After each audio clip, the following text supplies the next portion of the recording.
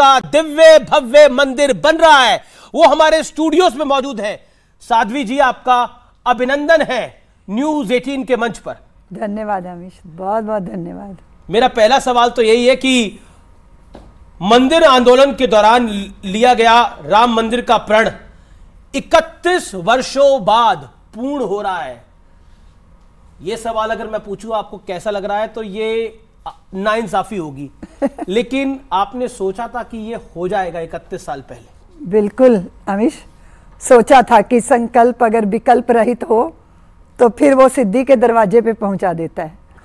और ये भी सोचा था कि तप व्यर्थ नहीं जाता, साधना न व्यर्थ कभी जाती, चलकर ही मंजिल मिल पाती, फिर क्या बदली क्या घाम है, चलना ही अपना काम है। और ये चलना तब संभव होता है अमीश जब ये दृढ़ निश्चय होता है कि मंजिल मिलेगी। इसीलिए वो जो चरण थे धूल धूसरित हुए, छालों से भरे, रक्त रंजित हुए, थके भी हारे भी, लेकिन एक चित्त में लगन थी कि ये रवानी तब तक चलनी है, ये प्रवाह तब तक रहना है जब तक मंजिल नहीं मिल जाती।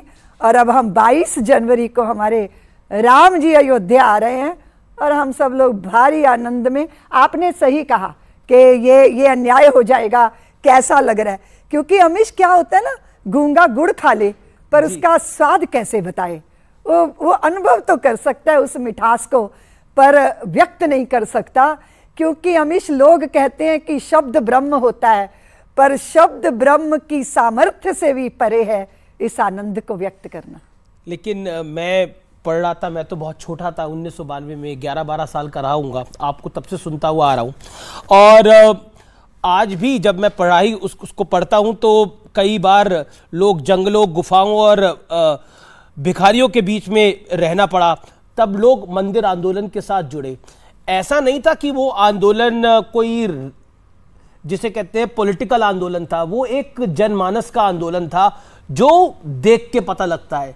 नहीं तो वो साधु जो गंगा के तट पे रहते थे, ना जिनको धन से मतलब, ना जिनको राजनीति से मतलब, ना किसी और विचार से मतलब, वो सिर्फ राम के अपने मंदिर बनाने के लिए निकल पड़े थे। निश्चित रूप से अमीश, आपने सही कहा कि संतों का धन राम जी ही है ना। धनियों के तो धन है लाखों, मुझ निर्धन के धन बस तुम हो। कोई पहने मानिक माल, कोई लाल जड़ावे, कोई रचे महावर मेहंदी, मोतियन मांग भरावे।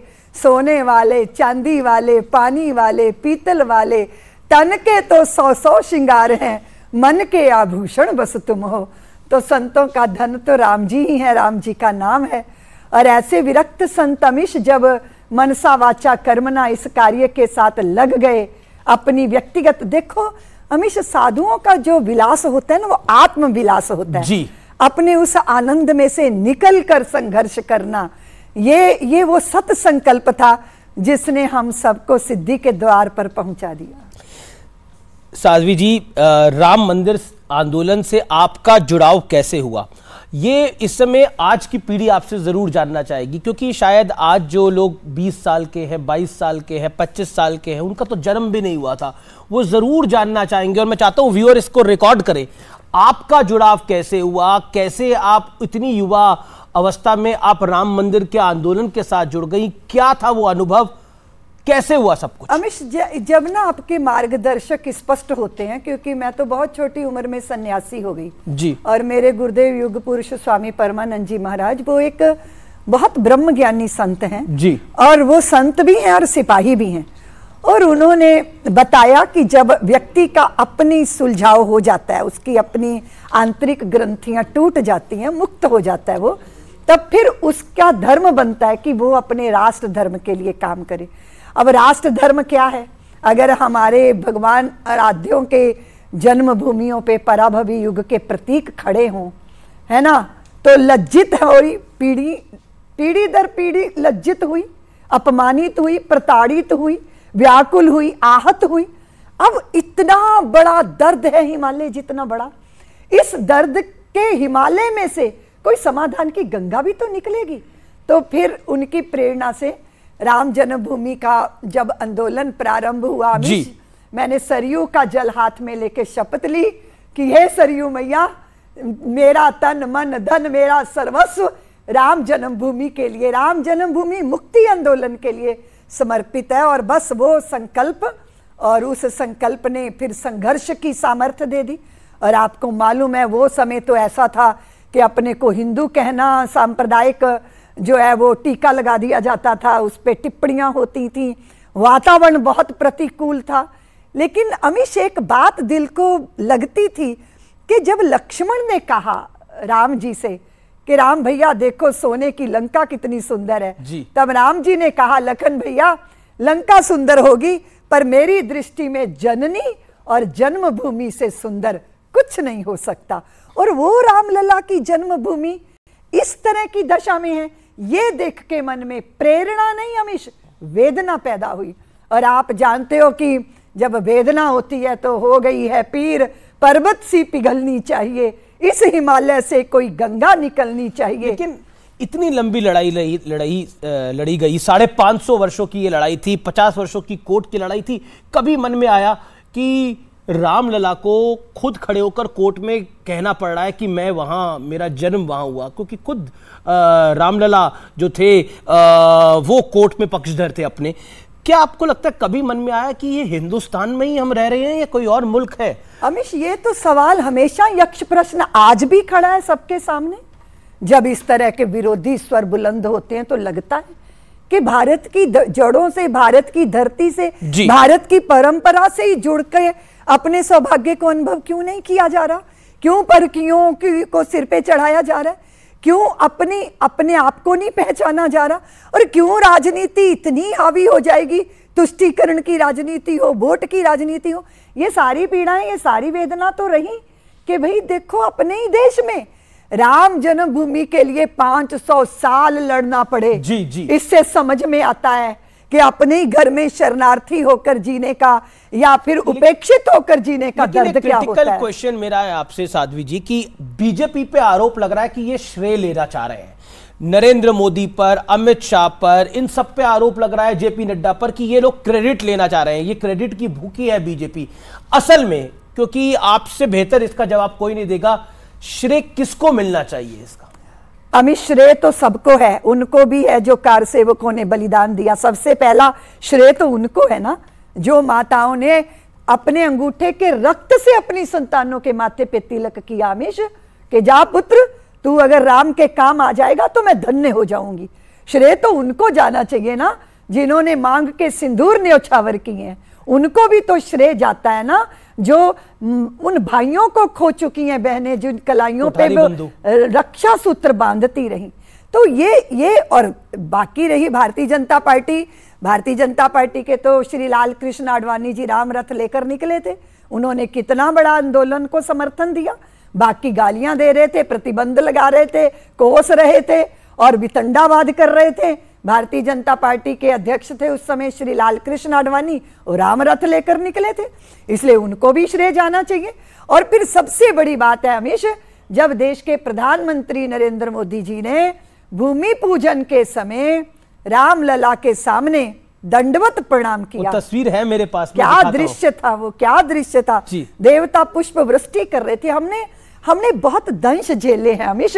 इस देश के अंदर राजनीतिक गुलामियां रही होंगी, पर कभी भी भारतीयों ने अपनी चेतना को गुलाम नहीं होने दिया। संतों ने कहा, संतन को कहा सी करी सो काम, आवत जात पनहिया टूटे विसर जात हरि नाम। संतों ने कहा, हम चाकर रघुवीर के पटो पड़ो दरबार, तुलसी कहा होएंगे अब नर के मन सबदार। हम किसी मनुष्य की चाकरी थोड़ी करेंगे, हम तो अपने राम जी की चाकरी करेंगे। इसलिए हम राजनीतिक गुलामियां झेलते रहे, पर आत्मा हमारी कभी गुलाम नहीं रही। मैं तस्वीर वो चला रहा हूं जिसमें प्रधानमंत्री मोदी दंडवत प्रणाम कर रहे हैं, वो ये तस्वीर है। और जब आपने ये दृश्य देखा, आप कह रही हैं आप अभिभूत हो गई। जब निर्णय आया रामलला के पक्ष में, तब भी आप अभिभूत हो गई होंगी। क्या आपको लगता है कि आपको यकीन था कि एक दिन देश का प्रधानमंत्री आकर, जो लाल कृष्ण आडवाणी के रथ का सारथी बना था, वो नरेंद्र मोदी आकर दंडवत प्रणाम करेगा और वो प्रधानमंत्री होगा? अमीश, ये मां भारती है ना, ये चिन्मयी सत्ता है, ये खाली भूमि का टुकड़ा नहीं है। और हम लोग तो बहुत सालों पहले कहते थे कि लोकसभा बासंती चोला पहन के जिस दिन आएगी, गली गली मेरे भारत की वृंदावन हो जाएगी। क्योंकि देश के प्रधानमंत्री संस्कारों की पाठशाला में से निकलकर बाहर आए हैं और वो भारत को समझते हैं, भारतीय जन के मन को समझते हैं। और सबसे बड़ी बात है कि अयोध्या में तो कोई प्रधानमंत्री गया नहीं अमीश, ये तो पहले देश के प्रधानमंत्री हैं जिन्होंने सनातनियों के चित्त को छू लिया है। जब वहां दंडवत प्रणाम किया उन्होंने, तो मां भारती जो भारत भूमि है उसका ऐसा पुत्र जिसने भारत की परंपरा का सम्मान करके इतना अद्भुत दृश्य उपस्थित कर दिया। हमारे पास तो शब्द नहीं थे अमीश, हम तो झूम रहे थे, आह्लादित थे, आनंदित थे, क्योंकि इसी दिन को देखने के लिए आंखें तरस रही थी। मंदिर निर्माण के लिए आपने अपने पराये किसी को कभी नहीं बख्शा, ये मैंने आपके बयानों को जो पढ़ा। और 2014 में जब मोदी सरकार बनने के बाद आपने कहा था कि राम रहेंगे टाट में, भक्त रहेंगे ठाट से, ऐसा नहीं होना चाहिए। अब ये मंदिर बन रहा है, 22 जनवरी को प्राण प्रतिष्ठा होगी, आपकी विशेष तैयारी क्या है? हमारी विशेष तैयारी तो कुछ समझ ही नहीं आ रही, क्योंकि समझ ही नहीं आ रहा कि कैसे कैसे उन क्षणों का दर्शन करेंगे। पूरा देश उसको अपनी आंखों से उस दृश्य को देखेगा। तो मुझे तो लगता है कि आप मुझसे पूछ रहे हो तो मैं सोच रही हूँ, वो एक शब्द है ना, अचंभित हूँ, विस्मित हूँ, आनंदित हूँ, आह्लादित हूँ, भीतर से मौन भी हूँ, कुछ मुखर होने को भी दिल चाहता है, कहना चाहती हूँ, कह नहीं पाती हूँ, पर कहे बिना रह भी नहीं पाती हूँ, ऐसा अनुभव हो रहा है। लेकिन मैं आपकी एक पुरानी बाइट निकाल के लाया हूँ, आपके पुराने एक बाइट मैंने निकाली है और वो उसको हम प्ले करते हैं। साध्वी रिधम्बरा जी ने क्या कहा था, आइए आपको व्यूअर सुनाते हैं और फिर आपका रिएक्शन लेता हूं मैं इस पे। अरे मलेच्छों को दुर्गा के बेटों ने ललकारा है, कहो गर्व से हम हिंदू हैं, हिंदुस्तान। और महाकाल बन करके अब हम दुश्मन से टकराएंगे। जहां बनी है मस्जिद अपना मंदिर वहीं बनाएंगे। और काशी मथुरा वृंदावन ने एक साथ हुंकारा है, कहो गर्व से हम हिंदू हैं, हिंदुस्तान। आपने कहा गर्व से कहो हिंदू, हिंदुस्तान हमारा है, और साथ ही साथ जहां मस्जिद है वहीं मंदिर बनेगा, ये बात भी कही। अब ये मंदिर संपूर्ण हो गया है, बन गया है, तो आपको एक भावुक पल भी आता होगा कि वो वक्त था जब मंदिर की कोई बात नहीं सुनता था, अब सब लोग मंदिर जाना, सब कह रहे हैं कि हमें न्योता आना चाहिए। अमीश, बहुत पीड़ा झेली है और प्रतीक्षा बहुत पीड़ा देती है।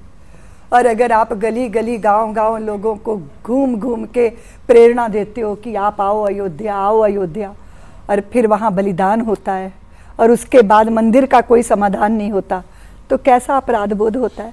ऐसे अपराध बोध के पत्थरों के नीचे हम दबे रहे हैं, इतनी हताशा, इतना विषाद चित्त में कि ये सारे तप, ये सारे संकल्प, ये क्या अधूरे रह जाएंगे। तो बिहवल होके राम जी से प्रार्थना करते थे, राम जी आप ही उद्धार कीजिए, भारत के अंदर कुछ इस तरह के वातावरण का निर्माण हो। अमीश, जब हम लखनऊ का वैभव देखते थे और फिर अयोध्या की श्रीहीनता देखते थे तो मन चित्त व्याकुल होता था। और मैं समझती हूँ कि हमारे हृदय की उस करुण पुकार को प्रभु ने सुना और आज ये दिन दिखाया। जब कार सेवकों पर गोली चली उस दिन, जब आपको पता लगा, क्योंकि टेक्नोलॉजी का युग नहीं था, जब वो जानकारी मिली कि कार सेवकों पर गोली चली है, और उस समय के लोग कहते हैं कि सरयू लाल कर दी गई थी, 300 से ज़्यादा कार सेवकों को गोली लगी थी, उनकी हत्या हो गई थी, और सरकारी रिकॉर्ड में शायद 16 है या 24 है जो मुझे ध्यान में आ रहा है। क्या कहना चाहती है उस पल को याद कर? हमेशा हम तो उस समय जब वहाँ से निकले अयोध्या के लिए तो हम भेष बदल के निकले, लेकिन कानपुर में पुलिस ने हमको पकड़ लिया था और फतेहपुर जेल में कैद कर दिया था। लेकिन आप देखो कि रामचंद्र परमहंस जी महाराज दिगंबर अखाड़े की छत जो थी उस पे स्वामी वामदेव जी महाराज और पांचजन्य के पहले संपादक भानु प्रताप शुक्ल जी और भी संत, विरक्त संत खड़े थे। अपनी आंखों के सामने अपनी संतानों के इस उत्सर्ग को देखना कितनी पीड़ा देता है, कितना दुख देता है। तो ऐसे विरक्त संतों की आत्मा और उसमें जब व्याकुल आत्मा, पीड़ित आत्मा में से जब आह निकलती है ना अमीश, तो वो बड़े बड़ों को ले डूबती है। क्योंकि वो ऐसे निहत्थे कार सेवक थे जो सिर्फ राम जी के लिए अयोध्या आए थे। उनकी छाती पे गोलियां उतारी गई, सरयू का जल कितना रोया होगा, अयोध्या की गलियां कितनी उस समय व्याकुल हुई होंगी, उसकी कल्पना करके भी हमारी आत्मा सिहर जाती थी। लेकिन आप जानते हो अमीश, पुष्प तो बहुत खिलते हैं, मुरझा भी जाते हैं। जो भगवान के चरणों में चढ़ जाता है हम उसको सार्थक मानते हैं, लेकिन इस तरह का बर्ताव राजनेता करेंगे ये कभी कल्पना नहीं थी। और उसने चित्त को इतना व्याकुल रखा। और मैं तो अमीश सच बताऊं, मेरे उस विषाद को, उस दुख को अगर मैं वात्सल्य की सृष्टि खड़ी करने में ना लगती तो शायद बहुत गहरे अवसाद में चली जाती। क्योंकि लेकिन ये बात जरूर है अमीश, मेरी तो बलिदानों की परंपरा 500 साल पुरानी है। स्त्रियों के बलिदान हुए, अखाड़ों के नागा साधुओं के बलिदान हुए, तरुणों के बलिदान हुए। 500 साल हमने अपनी उस आस्था की ज्योत को जगाए रखा। और आज वो प्रताप है उसका कि हम 22 जनवरी को अयोध्या राम आ रहे हैं। तो इस बात का ये हर्ष आनंद है कि वो सारे तप, वो सारे बलिदान, वो सारी कोशिशें राम मंदिर निर्माण के साथ सफल हो गई और सार्थक हो गई। आपको याद है जब गुम्बद गिराया गया, आपको वो वक्त याद है, उस पर आप क्या कहना चाहती हैं? क्योंकि उस विषय को लेकर पी कल्याण सिंह की सरकार तो चली गई थी और तत्कालीन गृह मंत्री चौहान साहब ने उन्हें फ़ोन किया था कि क्या हालात हैं, तो उन्होंने बोला हालात तो ये हैं कि गुम्बद में डैमेज हो गया है लेकिन मैं गोली नहीं चलाऊंगा। क्या आपको लगता है उस समय जो हालात बने थे और कल्याण सिंह की सरकार चली गई थी, बीजेपी की 3 सरकारें और बर्खास्त कर दी गई थी? अमीश, उन्होंने बहुत सुंदर बात कही थी कि मैं श्री राम जी के लिए हजारों सत्ताएं न्योछावर कर सकता हूं। कुछ लोग ऐसे होते हैं अमीश जी जिनके लिए सत्ता साधन होती है, साध्य नहीं होती। सत्ता का सत्य यह है कि वो साधन हो और सत्य को समर्पित हो। दूसरी बात यह है कि इतने बड़े बलिदान, इतने बड़े उत्सर्ग, इतना बड़ा साहस, इतनी बड़ा त्याग और तितिक्षा, उसका ये प्रतिफल था। और मैं समझती हूं कि कोई संगठन, कोई संस्था की योजना नहीं थी अमीश जी, ये तो नियति और नियंता के द्वारा निश्चित की गई योजना थी।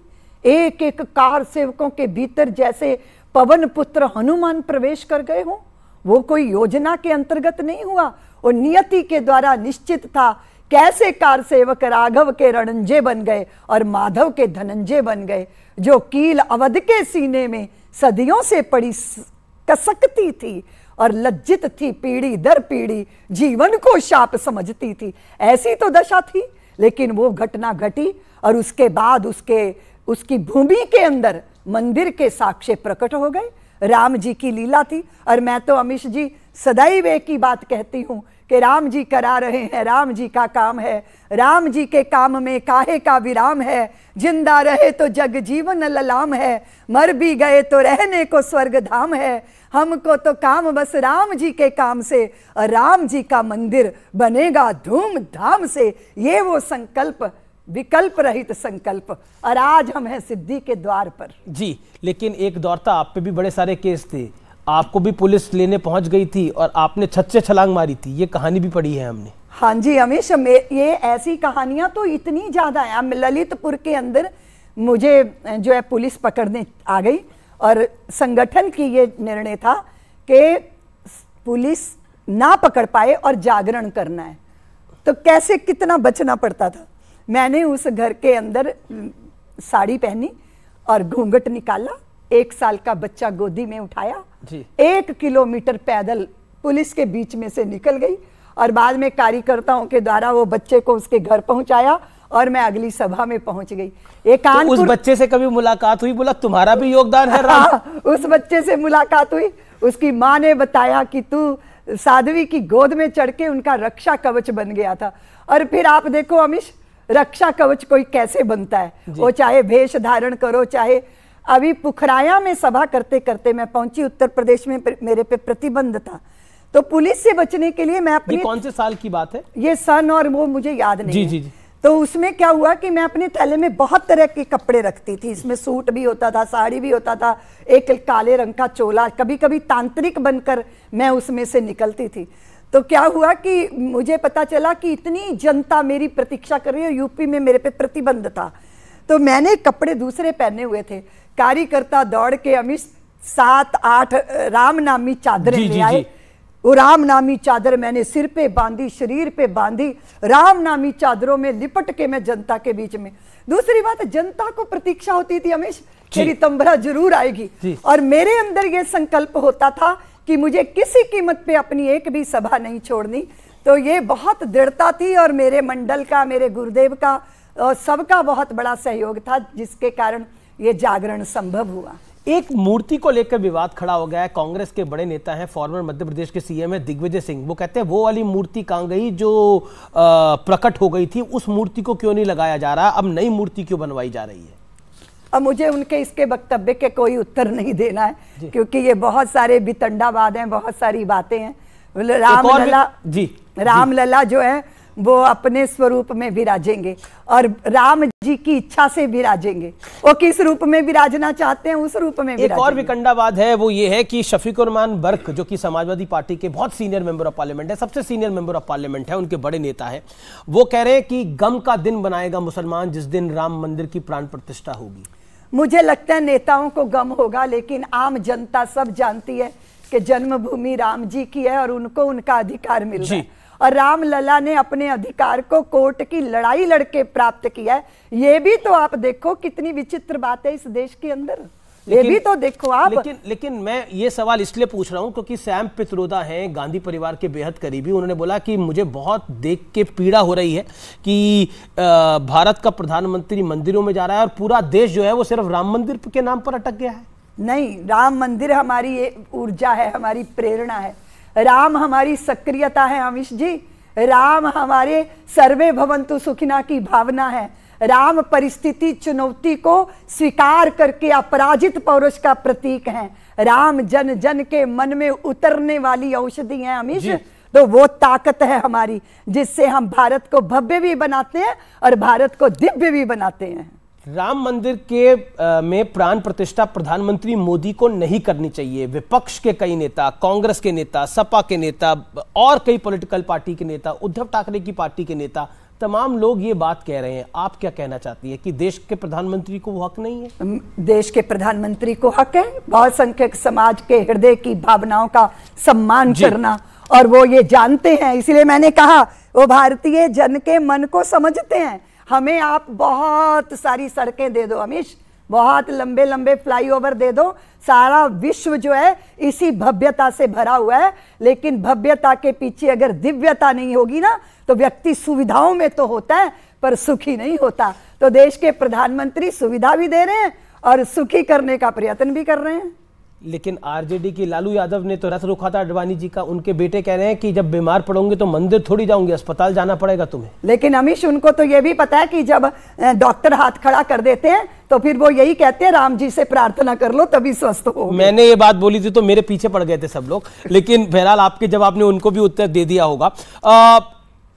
पहले तो पूछा गया कि राम किस कमरे में राम की मां ने राम को जना, कांग्रेस के नेता ने यह बोला था। अब कहा जा रहा है, क्या कहा जा रहा है सुना देता हूं मैं। जितेंद्र आवाड़, एनसीपी, शरद पवार की पार्टी के बड़े नेता हैं, क्या कह रहे हैं सुनिए जरा। और राम क्षत्रिय था तो क्षत्रिय का खाना ही मांसाहारी होता है, और राम क्षत्रिय था तो क्षत्रिय का खाना ही मांसाहारी होता है। और राम क्षत्रिय था तो क्षत्रिय का खाना ही मांसाहारी होता है, और राम क्षत्रिय था तो क्षत्रिय का खाना ही मांसाहारी होता है। जी अमीश जी, ये कितनी छोटी सोच है कि ईश्वर और परमात्मा को भी जातियों में बांधा जा रहा है, और ऐसे पापियों की किसी बात का मैं उत्तर क्यों दूं? आप बताइए। वो अपने आप को स्वयं व्यक्त कर रहे हैं कि वो क्या है, उनकी सोच क्या है। विपक्ष इसलिए परेशान हो गया, उनको लग रहा है कि ये राम मंदिर का जो पूरा प्राण प्रतिष्ठा हो रही है, इसका फायदा बीजेपी को साल 2024 के चुनाव में ना मिल जाए। कहीं पब्लिक खड़ी हो गई साथ में तो हम क्या करेंगे? परेशान, वो उनकी परेशानी भी आप समझिए। आप तो साधु हैं, इसलिए मैं ये बात बोल रहा हूं आपको। अमिश जी, पब्लिक जानती है, जनता जानती है। जो जनता के मन को समझते हैं, उनकी परंपरा का सम्मान करते हैं, जनता के आशीर्वाद भी उनको प्राप्त होते हैं। और आपको पता है, निमंत्रण तो सबको था, निमंत्रण इस जगह के लिए नहीं। क्या राम जन्मभूमि के पक्ष में बाकी राजनीतिक पार्टियों को सामने नहीं आना चाहिए था? ये सौभाग्य वो अपना क्यों नहीं बना रहे थे? वो राम जी को गाली दे रहे थे, वो राम जी के अस्तित्व पे प्रश्न चिन्ह लगा रहे हैं। और हमें सबसे बड़े दुर्भाग्य की बात है, वो हमारे जाज्वल्यमान इतिहास को मिथ कह के बदनाम करते हैं। इससे बड़ा पाप कोई नहीं हो सकता। जो रामकृष्ण की परंपरा का विरोधी हो, वो भारत का सपूत नहीं हो सकता। आखिरी दौर है चर्चा का। राम मंदिर की प्राण प्रतिष्ठा हो रही है। असाउद्दीन ओवैसी कहते हैं कि बाबरी मस्जिद हम नहीं भूलेंगे, अगर मस्जिद नहीं टूटती तो कोर्ट का यह फैसला भी नहीं आता। अभी वो उनकी बात का मुझे कोई उत्तर नहीं देना। राम मंदिर बन गया, राम जी आ रहे हैं, पूरा विश्व राममय के हो बाद गया। अब काशी और मथुरा की लड़ाई भी कोर्ट में चली गई है। क्या कहना चाहती हैं आप? आप खुद वृंदावन से आती हैं। जी बिल्कुल ऐसा है अमिश जी। अयोध्या की लड़ाई हमने संघर्ष किया और कोर्ट की न्याय की प्रक्रिया से भी गुजरे, पर काशी विश्वनाथ और कृष्ण जन्मभूमि न्याय की प्रक्रिया से हमें प्राप्त होगा। मनुष्य गवाही देने में झूठ बोल सकता है अमिश, लोभी हो सकता है या भयभीत हो सकता है जी। जब पत्थर अपनी जुबानी अपनी कहानी कहते हैं ना, तो वो सबको मानना पड़ता है। एक सवाल का जवाब मैं जरूर आपसे चाहता हूं और मैं वो सवाल बाइट के जरिए दिखाऊंगा। स्वामी प्रसाद मौर्य ने हिंदू धर्म पे क्या बोला है, एक बार प्ले करते हैं। हिंदू एक धोखा है। जिसे हम हिंदू धर्म कहते हैं वो कुछ लोगों के लिए धंधा है। ये समाजवादी पार्टी के महासचिव हैं, क्या कहना चाहती हैं इनके बारे में आप? और बार बार कह रहे हैं, ये रामचरितमानस पे भी सवाल खड़ा कर चुके हैं। मुझे तो समझ ही नहीं आ रहा कि ऐसे लोगों को क्या उत्तर दें। क्या ये किसी के पिता हैं? पिता, पशु पक्षियों में पिता निश्चित नहीं होता, भाई बहन नहीं होते जी। हिंदू धर्म अग्नि की साक्षी में इन्होंने भी विवाह किया होगा अपनी पत्नी से, और धर्म पत्नी को स्वीकार किया होगा, और धर्म के द्वारा दी गई व्यवस्था है। भाई बहन की व्यवस्था धर्म के द्वारा प्रदत्त व्यवस्था है।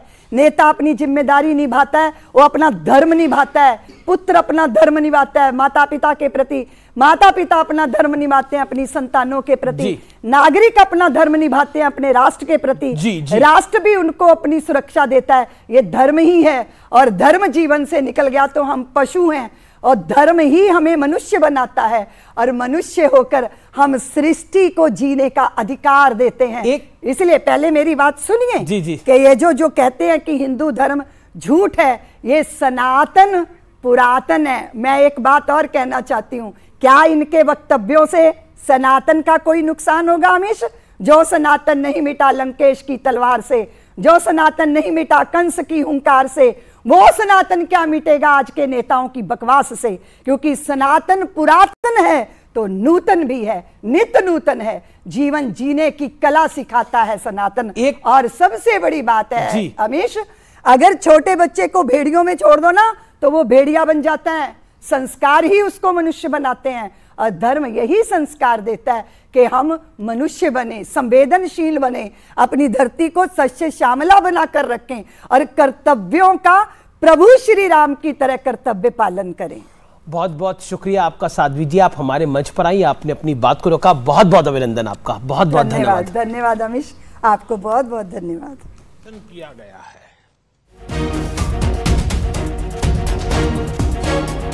न्यूज़18 पर कई बड़ी बातें साध्वी ऋतंभरा ने रखी। संकल्प से सिद्धि तक पहुंचे हैं, भव्य राम मंदिर बनकर तैयार हो गया है। राम भक्तों ने यातनाएं झेली थी और 500 साल की लड़ाई जीत ली है, यह भी साध्वी ऋतंभरा ने कहा। राजनीतिक गुलामियां झेली हमने। इसके अलावा न्यूज़18 पर कई बड़ी बातें साध्वी ऋतंभरा ने रखी। तो आप एक्सक्लूसिव इंटरव्यू देख रहे थे, जिसमें राम मंदिर को लेकर उनसे कई सवाल किए गए।